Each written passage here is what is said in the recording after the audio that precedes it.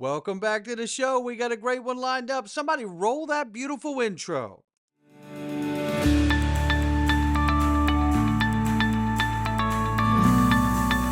Digital Perspectives with Brad Kimes. Come on in.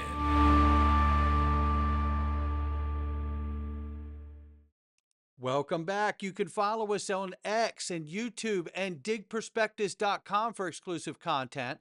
Right now, $3.01 trillion market cap for crypto. The market's off 3%. Bitcoin 92,700 plus, 1,700 plus for Ethereum, XRP $2.19 at the number 4 spot. Now we're off 4.2 on the 24-hour, but we're up 3.8 on the 7-day. Range of price ranging between 213 and 228. Now sitting at 219. We'll keep an eye on it. Let's take a look at this very quickly here. Some breaking news, ladies and gentlemen. It's iTrustCapital, and take a look at what they've done here. First of all, I don't know if you know this, but 40% is crypto ownership in the United States. It surged more than 40%. Now, that is a hell of a number. But with that being said, iTrust realizes that there's a need for something out here, and it's institutions, looking for a qualified custodian, ladies and gentlemen. This turnkey offering enables financial service providers to launch tax-advantaged crypto IRAs and non-IRA custodial accounts with integrated buy and sell functionality, liquidity, and institutional-grade storage ready in weeks, not months or years. You know what? There's an old adage in business that says, don't build the scale you need, buy it. And you know what? That's exactly what iTrustCapital has done for you right here.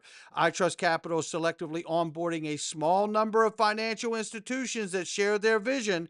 And if you are interested, all you have to do is go to partnerships at itrustcapital.com. I will put that link underneath of this video. Listen, you know how incredible iTrust is. For them to start offering and open up their services to other institutions, this is a remarkable opportunity. Don't miss it. It's the links underneath the video. Get started. Let's get started right here. I want you to see this. This is Great Minds Think Alike. Stuart Alderati. He says, well, at least one for sure. It is. So this is SEC Paul Atkins on Tuesday called it a new day. And you know what? So did Stuart Alderati, said it's a new day. I love seeing that kind of synergy and alignment between the new SEC chair, because Gary Gensler was a horrible, horrible SEC commissioner, as he was a horrible CFTC commissioner as well. And by the way, we're going to get into a ton of clips from the U.S. Treasury Secretary, Scott Bessent. And I'm telling you, this is the writing on the wall.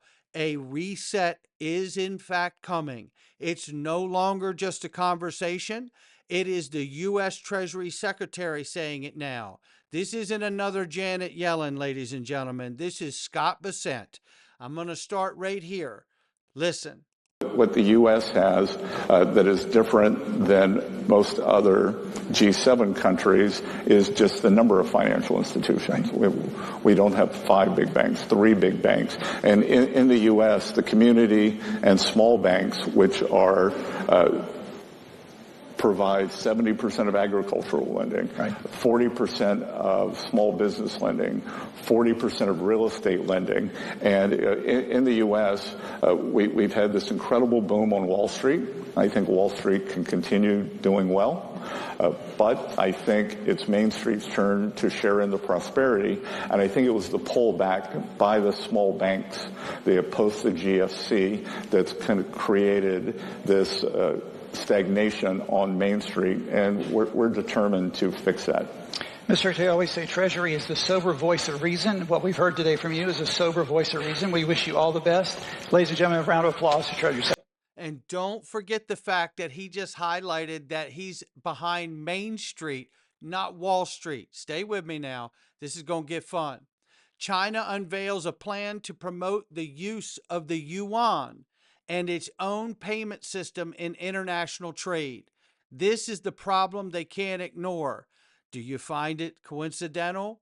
that this is also the one country that doesn't want to strike a tariff deal right away? They're pushing back. China has released an action plan to promote the use of its Chinese yuan in its own payment system in international trade. This is why I say, hello, New Bretton Woods, and welcome to the XRP ledger. We're moving to a multipolar world. Lock in. I'm not done with you, not by a long shot. This is, in fact, the U.S. Treasury Secretary Scott Bessent calling out China, telling them they need to change. The country knows it needs to change. Everyone knows it needs to change. And we want to help it change because we need rebalancing too. China in particular is in need of a rebalancing. Recent data shows the Chinese economy tilting even further away from consumption toward manufacturing.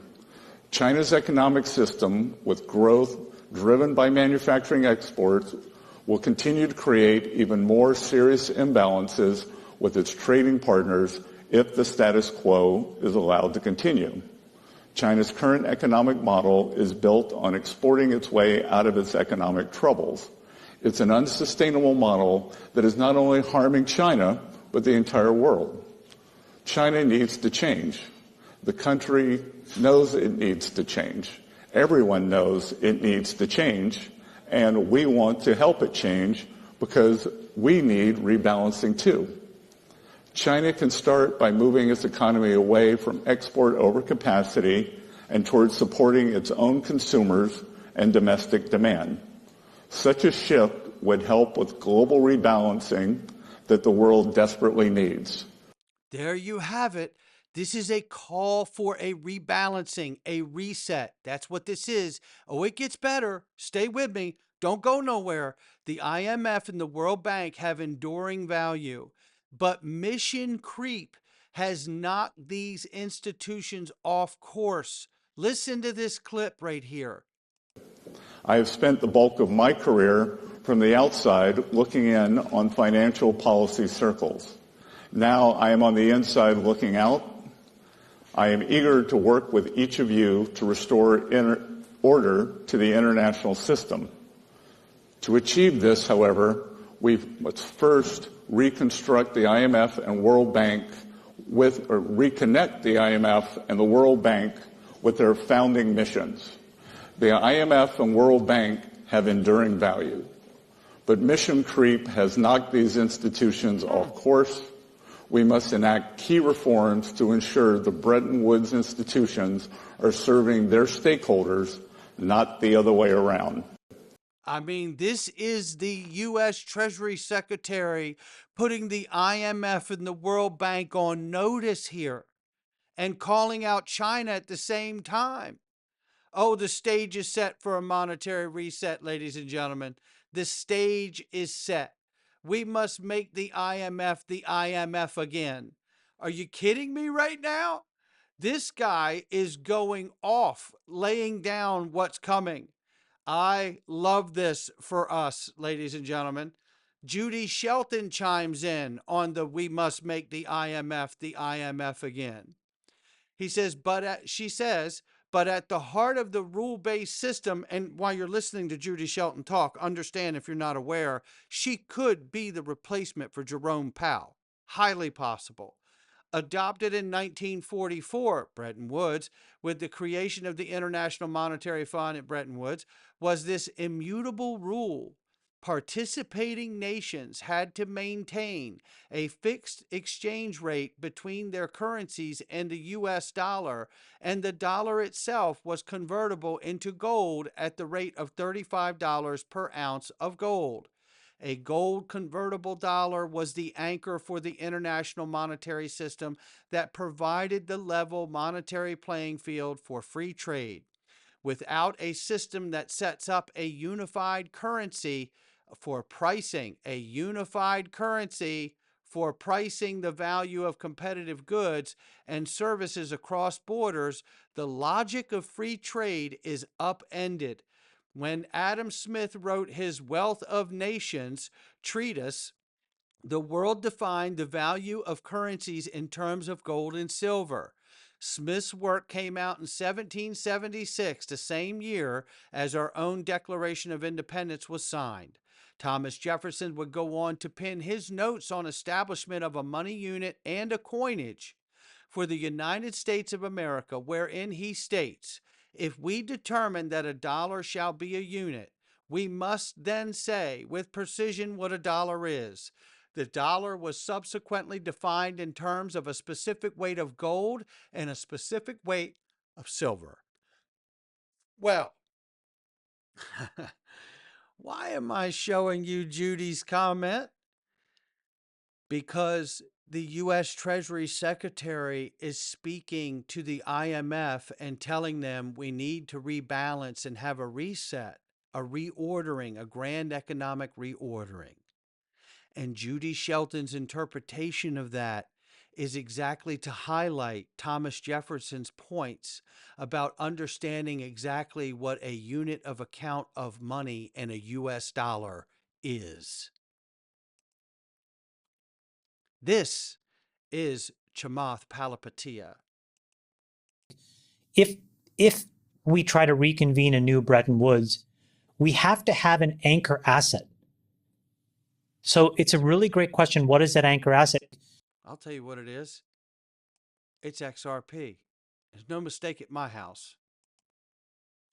All Things XRP put this out because I believe that this person, All Things XRP's account, was hit with the same feeling of listening to Scott Bessent's speech to the IMF at the IFF.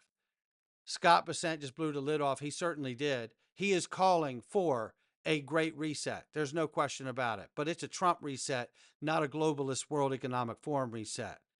Scott Bessent is not mincing words. He called out the IMF and the World Bank for falling short. He is demanding a reset of the international financial system.